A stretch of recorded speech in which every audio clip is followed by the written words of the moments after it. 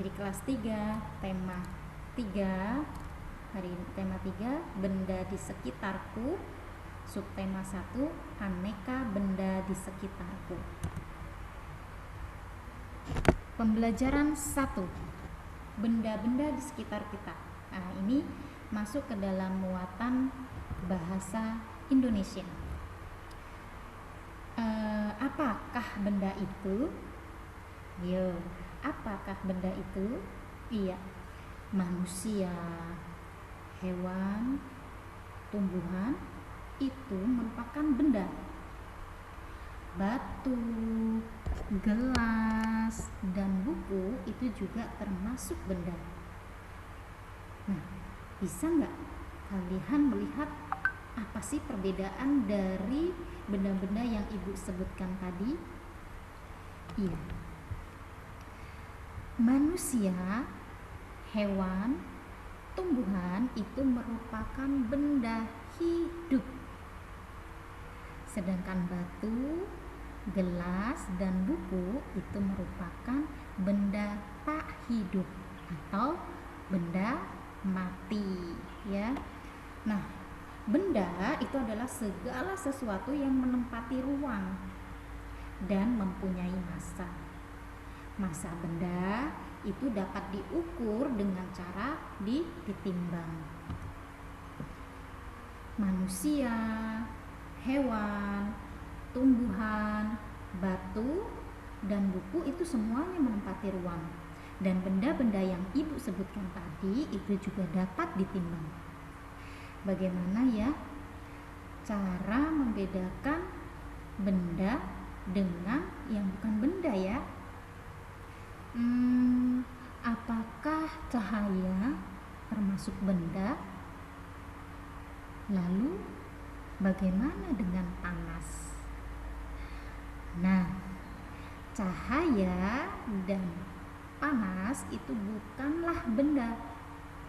Cahaya dan panas itu tidak menempati ruang dan juga tidak dapat ditimbang. Baiklah, kita amati gambar-gambar di bawah ini ya. Di sini ada gambar yang pertama, yaitu panas api unggun. Kemudian ada minyak goreng di dalam botol. Kemudian ada balon, ada es batu, kemudian ada radio, ada ember, kemudian ada cahaya lampu, dan ada hewan, kemudian ada suara. Nah, di antara gambar-gambar ini, kira-kira yang termasuk benda dan yang bukan yang mana ya? Iya, betul. Yang termasuk benda adalah yang pertama, itu adalah minyak goreng, kemudian balon, es, radio, ember, hewan. Ya, ini yang termasuk benda ya. Kemudian panas api, kemudian cahaya lampu dan suara ini tidak termasuk benda. Kenapa? Karena mereka tidak menempati ruang dan tidak dapat ditimbang. Selanjutnya, benda itu dapat dikelompokkan berdasarkan sifat fisiknya. Misalnya bentuk, ukuran, warna, kekuatan, dan wujudnya. Ibu akan bahas yang pertama, yaitu bentuk. Benda itu dapat dikelompokkan berdasarkan bentuknya, ya, berdasarkan bentuknya. Misalnya ada benda yang berbentuk balok, segitiga, dan juga ada benda yang berbentuk bulat. Contoh, misalnya benda yang berbentuk balok itu seperti kotak pensil, kotak mainan, lemari, ya. Kemudian yang berbentuk bola, misalnya yang berbentuk bulat, misalnya seperti bola. Kemudian yang berbentuk segitiga, misalnya penggaris segitiga, ya. Oke, perhatikan ya. Nah, ini adalah Contoh benda yang berbentuk bulat, ada bola. Kemudian ada yang berbentuk kotak ya, sini adalah figura ya. Kemudian ini yang berbentuk segitiga, misalnya jam ya, jam beker. Kemudian ada lagi dompet ya, berbentuk kotak, atau kemudian papan catur, ini juga termasuk benda ya, kotak ya. Kemudian nah ini rambu ya, contoh rambu ini berbentuk segitiga. Nah, ini adalah beberapa contoh bentuk-bentuk benda, jadi beda-beda ya bentuknya, ada yang bulat, ada yang kotak, ada yang segitiga, dan lain sebagainya. Kemudian yang kedua adalah ukuran. Benda di sekitar kita juga memiliki ukuran yang bermacam-macam. Ada benda yang besar, ada juga benda yang kecil. Kemudian ada juga benda yang berat, ada juga yang ringan. Ada yang panjang, ada juga yang pendek. Nah, kita itu dapat menentukan benda besar atau kecil dengan cara mengamati. Setelah itu, benda-benda tersebut dibandingkan sehingga dapat ditentukan benda berukuran besar atau berukuran lebih kecil. Selain itu, kita juga dapat menentukan berat dan ringan benda dengan cara ditimbang. Kita dapat menentukan benda besar atau kecil dengan cara mengamati. Setelah itu, benda-benda tersebut dibandingkan sehingga dapat ditentukan benda berukuran besar, benda berukuran lebih kecil. Dan selain itu, kita juga dapat menentukan berat dan ringan benda dengan cara ditimbang. Kita amati ya anak-anak, amati gambar di sini. Di sini ada gambar mobil A dengan mobil B. Ternyata mobil A itu lebih panjang ya dibandingkan dengan mobil B. Kemudian gambar yang kedua, di sini ada akuarium. Nah, ada akuarium A dengan akuarium B.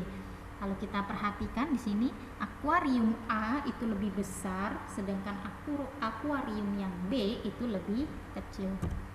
Kemudian gambar selanjutnya, ini ada gambar pensil, ada 3 pensil ya, panjang dan pendek. Oke, paham ya anak-anak ya? Kemudian yang selanjutnya adalah warna. Jadi benda-benda yang ada di sekitar kita itu mempunyai beragam warna. Coba perhatikan warna benda di bawah ini ya. Yang pertama ada pensil. Nah, di sini ada pensil warnanya kuning, kemudian penghapusnya berwarna pink, dan bagian pembatas antara pensil dan penghapus itu warna hitam. Kemudian ada timbangan kue ya, timbangan kue ini berwarna biru, kemudian tengah-tengahnya berwarna putih. Kemudian ada ember, di sini embernya warnanya keunguan ya, jadi agak keunguan. Kemudian ada gambar mobil di sini adalah warnanya pink ya. Kemudian kalau kalian perhatikan di slide ini ada kayak rumah nih ya, yang berbentuk segitiga, warnanya apa?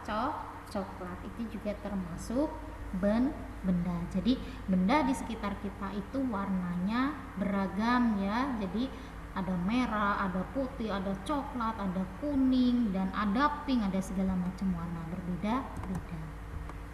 Baiklah, jadi simpulan untuk pembelajaran bahasa hari ini adalah benda itu dikelompokkan berdasarkan jenis, kemudian sifat fisiknya, dan ciri-cirinya. Nah, berdasarkan jenisnya itu ada benda hidup. Contoh dari benda hidup itu adalah manusia, hewan, dan tumbuhan. Kemudian ada benda yang tak hidup atau benda mati. Contohnya batu, gelas, buku, dan lain sebagainya. Nah, berdasarkan sifat fisiknya itu terdiri dari satu ukuran. Jadi benda di sekitar kita itu memiliki bermacam-macam ukuran seperti yang Ibu jelaskan tadi ya. Ada yang besar, ada yang kecil, ada yang panjang, ada juga yang pendek. Kemudian berdasarkan bentuk. Bentuk benda pun memiliki bentuk yang berbeda-beda. Ada bulat, ada kotak, ada segitiga, ya, kemudian ada balok dan ada lain sebagainya. Kemudian berdasarkan sifat fisiknya warna. Jadi benda di sekitar kita itu memiliki beragam warna. Ada merah, ada putih, biru, kuning, coklat, hitam, dan lain sebagainya. Kemudian benda berdasarkan ciri-cirinya. Yang pertama, ciri benda itu mempunyai massa, ya. Jadi ciri benda itu mempunyai massa. Kemudian yang kedua, benda itu menempati ruang. Jadi dia akan disebut benda jika dia mempunyai massa dan dia menempati ruang. Oke, anak-anak, mudah-mudahan kalian paham dengan penjelasan Ibu ya. Nah, setelah ini Ibu akan memberikan tugas untuk kalian. Silakan kalian kerjakan ya. Kalian kerjakan di rumah ya bersama orang tua. Bersama orang tua ya. Jadi bekerja sama mengerjakan tugasnya ya. Tugasnya adalah ini ya. Jadi coba sekarang jawablah pertanyaan-pertanyaan di bawah ini. 1. Apa saja benda-benda yang ada di sekitar kita? Jadi sebutkan benda-benda yang ada di sekitarmu. Kalau kamu ada di rumah berarti benda-benda yang ada di sekitar rumahmu. Apa saja yang termasuk benda? Sebutkan gitu ya. Kemudian yang kedua, sebutkan contoh benda berdasarkan pengelompokannya. Tadi kan sudah Ibu jelaskan ya, benda berdasarkan pengelompokannya. Nah, sebutkan oleh kalian. Oke anak-anak, selamat mengerjakan dan semangat selalu.